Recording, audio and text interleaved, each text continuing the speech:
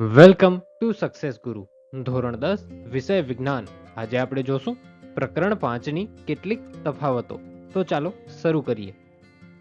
આજની પહેલી તફાવત છે જારક શોષણ અને અજારક શોષણ.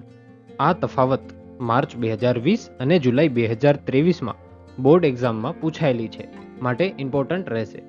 ચાલો હવે જવાબ જોઈએ. જારક શ્વસન ક્રિયામાં O2 નો ઉપયોગ થાય છે, એટલે કે ઓક્સિજનનો ઉપયોગ થાય છે. અજારક શ્વસન ક્રિયામાં O2 નો ઉપયોગ થતો નથી, એટલે ઓક્સિજનનો ઉપયોગ થતો નથી. આ ક્રિયાને અંતે CO2 અને H2O ઉત્પન્ન થાય છે. CO2 એટલે કાર્બન ડાયોક્સાઇડ અને H2O એટલે પાણી ઉત્પન્ન થાય છે. આ ક્રિયાને અંતે પ્રાણીજન્ય માધ્યમમાં લેક્ટિક એસિડ અને વનસ્પતિજન્ય માધ્યમમાં ઇથેનોલ અને CO2 ઉત્પન્ન થાય છે. આ ક્રિયામાં ગ્લુકોઝના અણુનું સંપૂર્ણ દહન થાય છે, તેથી ગ્લુકોઝના એક અણુમાંથી ઘણી વધારે ઉર્જા ઉત્પન્ન થાય છે. આ ક્રિયામાં ગ્લુકોઝના અણુનું અપૂર્ણ દહન થાય છે, તેથી ગ્લુકોઝના એક અણુમાંથી ખૂબ જ ઓછી ઉર્જા મુક્ત થાય છે. આ ક્રિયાનો પ્રાથમિક તબક્કો કોષ રસમાં થાય છે, જ્યારે બાકીનો તબક્કો કણાભ સૂત્રમાં થાય છે.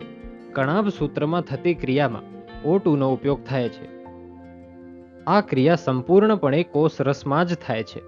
કણાભ સૂત્રો તેમાં કોઈ ભાગ ભજવતા ન હોવાથી O2 નો વપરાશ થતો નથી. આ તફાવત અહીં પૂરી થાય છે. આજની બીજી તફાવત છે ધમની અને શીરા. આ તફાવત માર્ચ 2023માં બોર્ડની એક્ઝામ્સમાં પૂછાયેલી છે, માટે ઇમ્પોર્ટન્ટ રહેશે. ચાલો હવે જવાબ જોઈએ. હૃદયથી અંગો તરફ રુધિર લઈ જતી રુધિર વાહિનીને ધમની કહે છે. અંગોથી હૃદય તરફ રુધિર લઈ જતી રુધિર વાહિનીને શીરા કહે છે. ધમનીમાં રુધિર ઊંચા દબાણથી વહન પામે છે.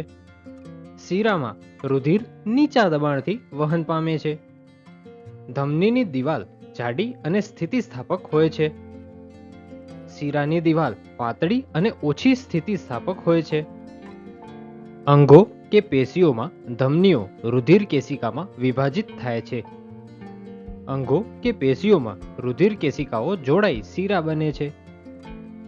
ધમનીમાં O2 યુક્ત રુધિર વહન પામે છે, જેનું અપવાદ છે ફુફ્ફુસ ધમની, અને શીરામાં CO2 યુક્ત રુધિર વહન પામે છે, જેનું અપવાદ છે ફુફ્ફુસ શીરા.